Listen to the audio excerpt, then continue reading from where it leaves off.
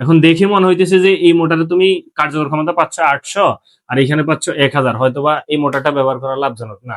এখানে তুমি 1000 ওয়াট থেকে 800 ওয়াট পাচ্ছ, যেটা আমরা যদি রেশিও হিসাব করি তাহলে সেটা 80% হয় কর্মদক্ষতা। আর এটা যদি আমরা হিসাব করি তাহলে এটা হবে 50%। ঠিক আছে, তাহলে কোনটা ব্যবহার করা লাভজনক? আসসালামু আলাইকুম, স্বাগত সবাইকে আজকের ক্লাসে। আজকে আমরা আমাদের পদার্থবিজ্ঞানের 2026 সালের কাজ ক্ষমতা শক্তির যে প্রশ্নগুলো সলভ করতেছিলাম তার এই ধারাবাহিকতায় কুমিল্লা বোর্ড 2026 সালের যে প্রশ্নটা আসছিল কাজ ক্ষমতা শক্তি থেকে, ওই প্রশ্নটা নিয়ে নিছি। তো তোমরা সবাই জানো যে 2026 সালে কুমিল্লা বোর্ড তাদের যে চিরায়ত স্বভাব, অর্থাৎ একটু কঠিন প্রশ্ন করা অন্যদের তুলনায়, ওইটা থেকে একটু বেরিয়ে আসছে। অর্থাৎ 2026 সালে কুমিল্লা বোর্ডে তুলনামূলকভাবে সহজ প্রশ্ন হয়েছে। অর্থাৎ আমরা যদি বিগত বছরে যে প্রশ্নগুলো এগুলো দিয়ে খেয়াল করি, তো এটাও খুবই সহজ একটা প্রশ্ন, একদম বেসিক যে টপিক সেগুলো থেকে করা হয়েছে। প্রশ্নটা দিয়ে যদি একটু তোমরা খেয়াল করো, দেখো উদ্দীপকে কি বলা হয়েছে। 1 কিলোওয়াট ক্ষমতা এবং 70% কর্মদক্ষতার একটি মোটর দ্বারা 30 মিটার উচ্চতায় পানি তোলা হয়। আমাদেরকে একটা মোটর কথা বলা হয়েছে যেটার ক্ষমতা, অর্থাৎ যেই প্রদত্ত ক্ষমতা সেটা 1 কিলোওয়াট এবং তার কর্মদক্ষতা হচ্ছে 70%। এই মোটরটা দ্বারা 30 মিটার উচ্চতায় হচ্ছে পানি তোলা হয়। এখন আরেকটা মোটরের কথা বলা হয়েছে যেটার প্রদত্ত ক্ষমতা 2 কিলোওয়াট এবং এই মোটরটা দ্বারা 1000 কেজি পানি 2 মিনিটে 10 মিটার উচ্চতায় তোলা সম্ভব। ঠিক আছে, এখন প্রথম প্রশ্ন কি বলা হয়েছে, প্রথম মোটর 5 মিনিটে কি পরিমাণ পানি তুলবে, আর দ্বিতীয় প্রশ্ন বলা হয়েছে তুমি কোন মোটরটি নির্বাচন করবে। তো আমরা যদি প্রথম প্রশ্নের দিকে আসি, আমাকে বলা হয়েছে যে প্রথম মোটর 5 মিনিটে কি পরিমাণ পানি তুলবে, অর্থাৎ পানির ভরটা জানতে চাওয়া হয়েছে। তোমরা সবাই যদি ক্ষমতার সূত্রটা একটু খেয়াল করো, ওই ক্ষমতার সূত্র থেকে কিন্তু আমরা বের করতে পারি। ক্ষমতার সূত্র হচ্ছে P ইকুয়াল mgh/t, ওইখান থেকে আমরা এমটা বের করতে পারি। এখন আমি যে সূত্রটা বলছি P ইকুয়াল mgh/t, এটা কি ক্ষমতার সূত্র? ক্ষমতা তো একটা হচ্ছে প্রদত্ত ক্ষমতা আর একটা হচ্ছে কার্যকর ক্ষমতা। এটা হচ্ছে কার্যকর ক্ষমতার সূত্র। কেমন? প্রদত্ত ক্ষমতার আলাদা এটা এইভাবে কোনো সূত্র নাই, ওইটা হচ্ছে আমরা এই যে কর্মদক্ষতা যে সম্পর্কটা আছে ওইখান থেকে নির্ণয় করি। তো আমি যদি হচ্ছে কর্মদক্ষতার সূত্রটা লিখি, আচ্ছা গ নাম্বার প্রশ্নের আমি দেওয়া আছে গুলো আর তুললাম না এখানে বোর্ডে জায়গা সংকটের কারণে। তো আমি যদি হচ্ছে কর্মদক্ষতার যে সূত্রটা ওইটা যদি লিখি, কর্মদক্ষতাকে আমরা জানি যে ইটা দ্বারা প্রকাশ করা হয়। Eta equal P in by P out by, আচ্ছা ইনপুট আর আউটপুটে পরিচয় দিচ্ছি, এটা equal P out divided by P in into 100%। এখন এখানে পি ইন আর পি আউট দ্বারা আমি কি বুঝেছি, আমি এখানে পি আউট দ্বারা বুঝেছি আউটপুট, ঠিক আছে, আর ইন দ্বারা বুঝেছি ইনপুট। অর্থাৎ এই আউটপুট যেটা আর কি সেটা হচ্ছে কার্যকর ক্ষমতা, আর ইনপুট যেটা সেটা হচ্ছে প্রদত্ত ক্ষমতা। প্রদত্ত ক্ষমতার মানটা আমাদেরকে এখানে দেওয়া আছে 1 কিলোওয়াট, কিন্তু কার্যকর ক্ষমতা যেটা সেটার কোনো আলাদা ভ্যালু দেওয়া নাই। আর এখানে হচ্ছে আমাদের যে কর্মদক্ষতা সেটা 70% দেওয়া আছে। ওকে, আমরা এখান থেকে হচ্ছে কর্মদক্ষতার আর হচ্ছে প্রদত্ত ক্ষমতা এই দুটো ইনফরমেশন ব্যবহার করে কার্যকর ক্ষমতার মান বের করব। এরপর কার্যকর ক্ষমতার যে সূত্র P ইকুয়াল mgh/t, ওইখানে সবগুলা মান বসাই পানির যে ভর সেটা নির্ণয় করবো। কেমন? সময়ের মানটা দেয়া আছে। ওকে, আমরা যদি হচ্ছে এখানে সলিউশন করি, 70% equal P out by P in এর মান হচ্ছে 1 কিলোওয়াট। তো 1 কিলোওয়াট মানে কত ওয়াট? 1000 ওয়াট। অবশ্যই ক্ষমতার এককটা হচ্ছে 1000, ওয়াটে ব্যবহার করতে হবে, কিলোওয়াটে ব্যবহার করলে হবে না। 100%। তো এটা যদি আমরা হচ্ছে সলভ করি তাহলে P out is equal 70 into 1000 divide by 100। আমি হচ্ছে একটু শর্টকাট করছি। কেমন? ওকে, এই যে এটা গুণাকার আছে, পরে একসাথে এই পাশে আসে 100 ভাগাকার চলে গেছে, এই দুইটা শূন্য কাটা, তাহলে আর কত থাকে? 700 ওয়াট। ঠিক আছে, এটা হচ্ছে আমাদের আউটপুট অর্থাৎ কার্যকর ক্ষমতা। এখন আমরা কার্যকর ক্ষমতা যে সূত্রটা জানি ওই সূত্রটা ব্যবহার করে হচ্ছে পানির ভরটা নির্ণয় করতে পারবো, কি পরিমাণ পানি তুলতে পারে এটা জানতে চাইছে। তাহলে কার্যকর ক্ষমতা 700 ওয়াট পাইছি। এখন আমরা জানি পি ইকুয়াল mgh/t, যেটা হচ্ছে মূলত আমাদের ক্ষমতার সূত্র। তো এখানে এই যে ক্ষমতার মানটা আমাদের কাছে আছে। আচ্ছা আমরা একটু হচ্ছে এই পাশ ওপাশ ঘুরে নিই, আমাদের যে মানটা দরকার সেটা এক পাশে রাখি। mgh ইকুয়াল pt, অর্থাৎ m equal pt divided by gh। তো পির মান আমরা কত পাইছি? ক্ষমতা 700 ইন্টু সময় এখানে বলা আছে আমার কাছে 5 মিনিট। তো এটা মিনিটে দেখে তো করলে হবে না, আমরা জানি সময়ের একক হচ্ছে সেকেন্ড। তো 5 মিনিট মানে কত সেকেন্ড? 1 মিনিটে যদি 60 সেকেন্ড হয় তাহলে 5 মিনিট কত সেকেন্ড? অবশ্যই 300 সেকেন্ড। এখানে মানটা বসাইলাম 300 সেকেন্ড। আর জির মান 9.8 সবার জানা।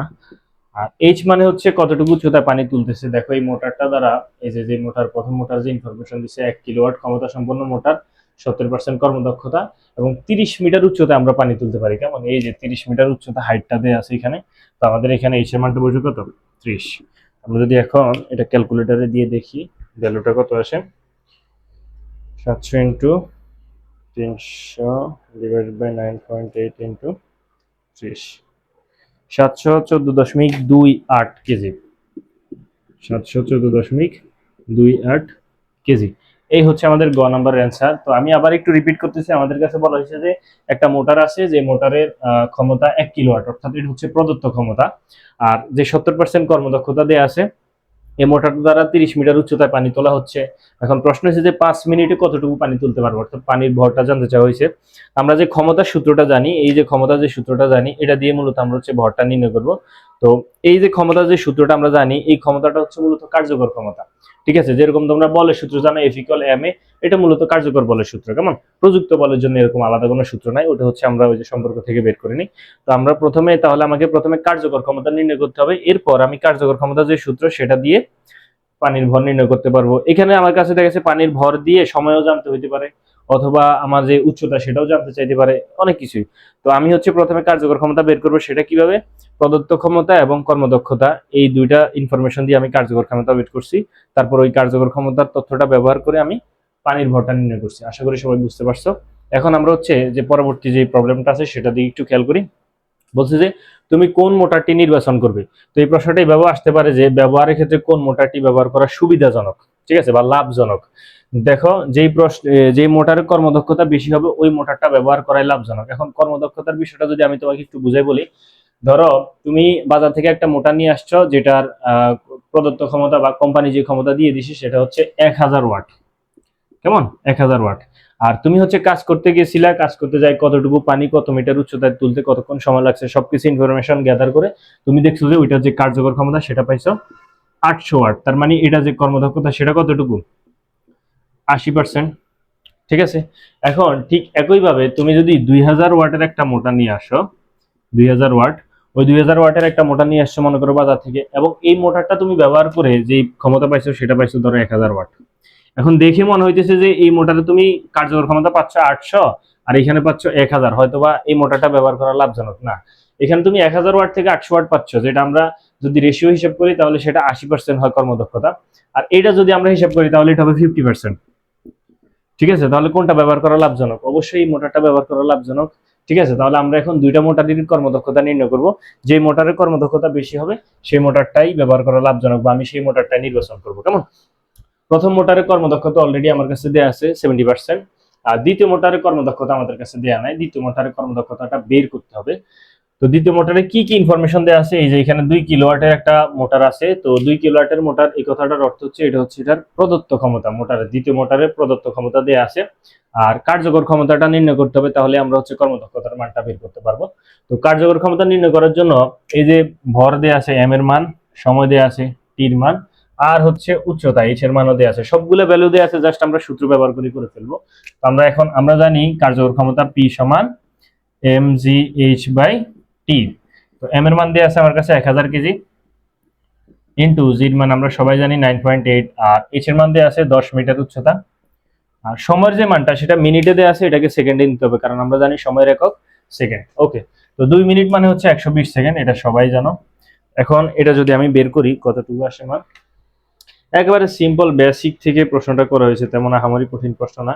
কুমিল্লা বোর্ড প্রত্যেক বছর যেমন প্রশ্ন করে একটু সবার থেকে আলাদা প্রশ্ন করার চেষ্টা করে, ওইরকম কিছুই নেই। আচ্ছা, এখানে হচ্ছে আমার এই কি বলে এটাকে কার্যকর ক্ষমতার ভ্যালুটা আসছে 816.67, 816.67 ওয়াট। এটা হচ্ছে আমার দ্বিতীয় মোটর, যেটা তার হচ্ছে এই কার্যকর ক্ষমতা। এখন আমি হচ্ছে দ্বিতীয় মোটরের কর্মদক্ষতা বাইর করবো, এটা equal P out divided by P in into 100%।